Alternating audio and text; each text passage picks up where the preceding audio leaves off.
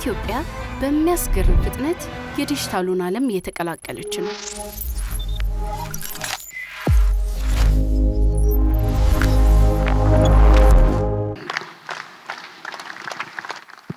ክቡር ጠቅላይ ሚኒስትር፣ ክቡራትና ክቡራን፣ ኢትዮጵያ እመርታ ላይ ትገኛለች።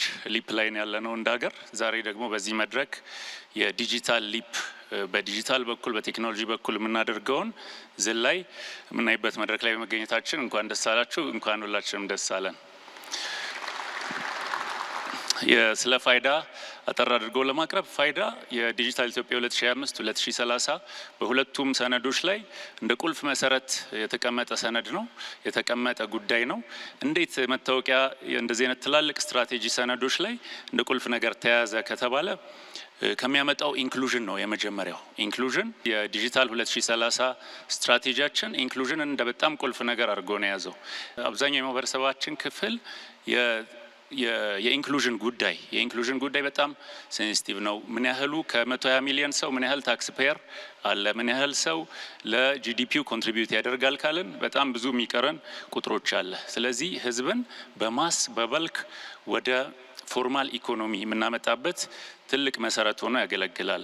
ከዳታ ፕራይቬሲ ፕሪንሲፕል ቅድም ከቀረቡት ጋር አላይንድ ነው። ለሴኩሪቲ ባዮሜትሪክስን ይጠቀማል። ባዮሜትሪክስ በመጠቀሙ ከ120 ሚሊዮን ሰው አንድ ሰው በግለሰብ ደረጃ አንድ ህፃን፣ አንድ አዋቂ፣ አንድ አባት፣ አንድ እናት ዩኒክ የሆነ ልዩ አይደንቲቲ ያላቸው። ይሄ ለሴኩሪቲ ለሰርቪስ ዴሊቨሪ በጣም ትልቅ ትርጉም አለው። ብዙ አይነት የቬሪፊኬሽን አማራጭ አለው። ፋይዳ የሚሰራው መረጃ ሰብስቦ አንድ ጎተራ ውስጥ ብቻ በማስቀመጥ ሳይሆን በየቀኑ በሚሊዮን የሚቆጠሩ የማረጋገጥ አገልግሎቶችን ለጠያቂ አካላት ለተለያዩ አገልግሎት ሰጪ አካላት በማቅረብ ነው። እነዚህን ሲያቀርብ በኦቲፒ በሲምፕል ፓስወርድ ሊያቀርብ ይችላል።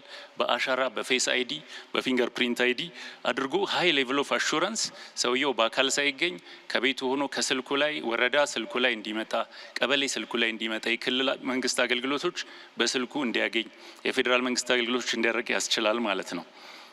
ኦፍላይንም ኔትወርክ ኮኔክቲቪቲ የሌለባቸው ቦታዎች ላይ እንዲሰራ ፓወር ኤሌክትሪሲቲ የሌለበት ቦታ ላይ ቬሪፊኬሽን ሊያስፈልግ ይችላልና በዛም ኬዝ የሚሰራ ነው።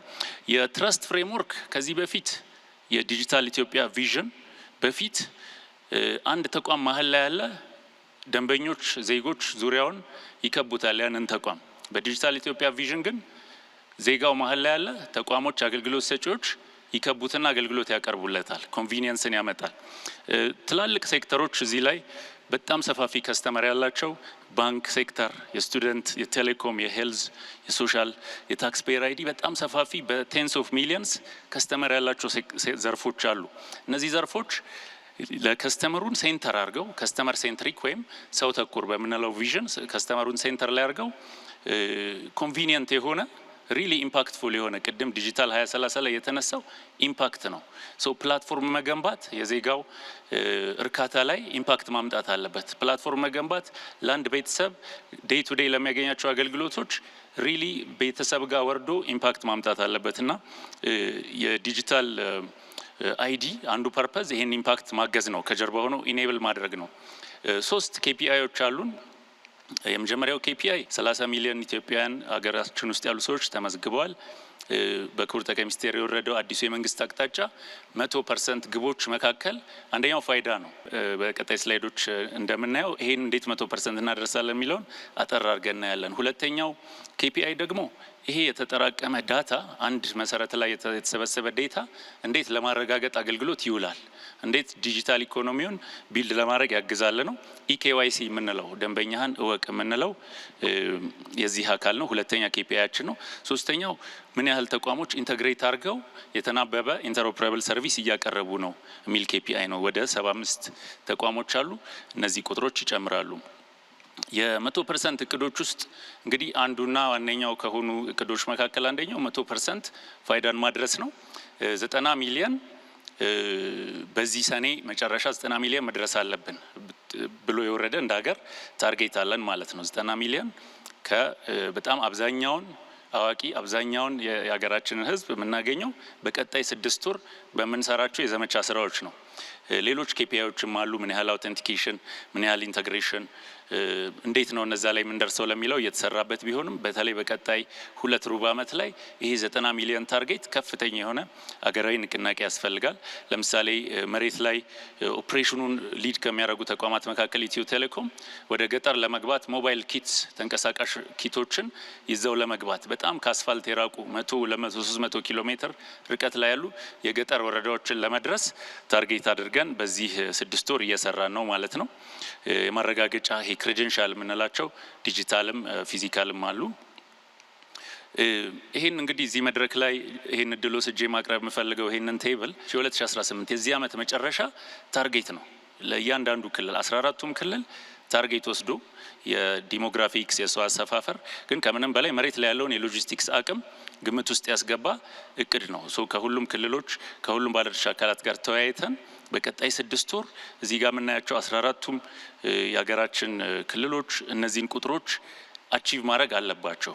ይሄ የክልል ላይ ያለው ቁጥር ደግሞ ወደ ታች ሲወርድ ወደ ዞን ካስኬድ ይደረጋል። ዞንም 100% ኃላፊነት ይወስዳል። ዞን ወደ ታች ለወረዳ 100% ታርጌት ያወርዳል። እስከ መጨረሻ ቀበሌው ላይ ያለ አንድ የቀበሌ ሊቀመንበር የኔ ቀበሌ ውስጥ ያለ 2000 ሰው 100% መድረስ አለበት ብሎ መስራት ይኖርበታል ማለት ነው። ሴክተሮችን ፉሊ ኢኔብል ማድረግ ነው። እንግዲህ የዲጂታል ኢትዮጵያ 2030 ላይ ዘርፎችን ኢኔብል ማድረግ የፋይናንሻል ሴክተርን ስንመለከት ባንክ፣ ገቢዎች፣ ትሬድ ከጀርባ ሆኖ ኢኔብል ያደርጋል። ጤና ላይ የሄልዝ ኢንሹራንስ የመሳሰሉ ሰፋፊ ፕሮግራሞችን ኢኔብል ያደርጋል። ኤጁኬሽን ላይ፣ አግሪካልቸር ላይ የፋርመር የመሬት ሰርቲፊኬት፣ የፋርመር ግብአቶች፣ የተለያዩ የአግሪካልቸራል ሰርቪሶችን ኢኔብል ያደርጋል።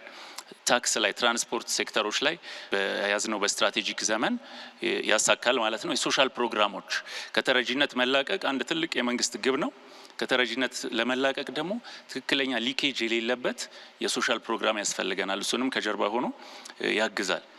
ፕራይቬት ሴክተር ስታርታፖች ፋይዳን ተጠቅመው በቀላሉ 1 ሚሊዮን 10 ሚሊዮን ደንበኛ ኦንቦርድ እንዲያደርጉ ዩኒኮርኖች $ቢሊዮን ካምፓኒዎች እንዲፈጠሩ ከጀርባ ሆኖ ማገዝ ይችላል። ሌሎች ሀገሮችም ላይ የታየ ልምድ ስላለ ማለት ነው።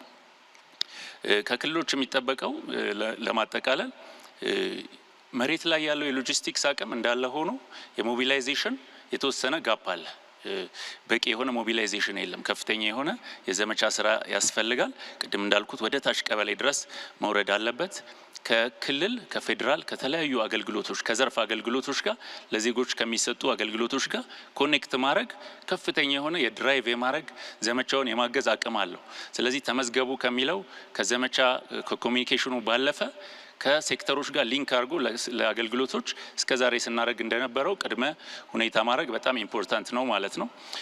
መጨረሻ ክልሎች ላይ ስንገባ በተለይ ሪሞት ኤሪያዎች፣ ወረዳዎች፣ ሪሞት ቀበሌዎች ላይ ስንገባ ሎጂስቲክስ ቻሌንጅ ይሆናል። እዛ ያሉ ኮኦርዲኔተሮች ተጨማሪ ሪሶርስ ተጨማሪ ግብዓቶች ሳይጠብቁ እንደ ራሳቸው ስራ መስራት ይኖርባቸዋል። ስለዚህ እታች ድረስ ሲወርድ የክልሎች ከፍተኛ የሆነ ሰፖርት እታች ድረስ መውረድ አለበት። ኮንክሉድ ለማድረግ ቅድም ከኔ በፊት ያቀረበው ወንድሜ ስለ ሲቪል ሬጅስትሬሽን ሜንሽን አድርጓል። በቀጣይነት ይሄ የዘመቻ ስራው ካለቀ በኋላ ከሲቪል ሬጅስትሬሽን ጋር ኢንተግሬት አድርጎ ተናቦ ሞር መረጃው እየጠራ ለዜጎች ተደራሽ የሆነ ኦፕሬሽናል ስራው ያኔ ይጀምራል። አዲስ የሚወለዱ ህጻናት በር ሰርቲፊኬት ከዚህ በርስ ቱ ዴይዝ በሚለው ፕሪንሲፕል ከፋይዳ ጋር ሊንክ የተደረገ በሊንኬጅ ሰርቪሶች ይቀጥላሉ።